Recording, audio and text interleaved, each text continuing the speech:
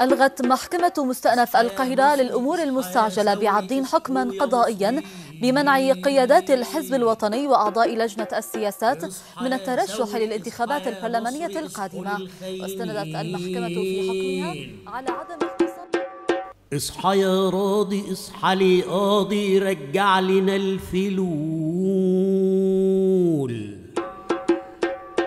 وبكرة يبقى مجلس بلدنا عز وجمال وسرور، وبكرة عزمي ورشيد وثقي يبقوا لنا نواب، غالي ووالي رجعوا لنا تاني وابو العينين وشاب.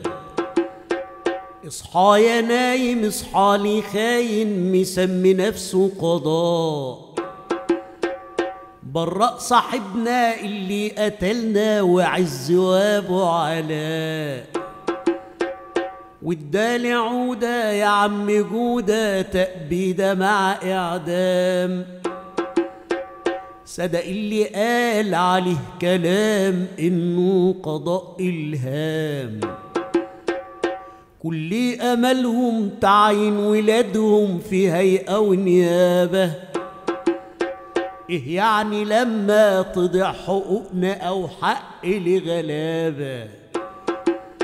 مين اللي ضيع حق الشهيد؟ جاوبني يلا يا عم جيد. مين اللي حلوا البرلمان؟ مين اللي هرب الأمريكان؟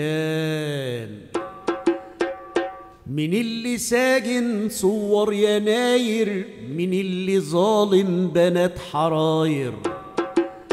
اصحى يا راضي اصحى لي قاضي رجع لنا الفلول،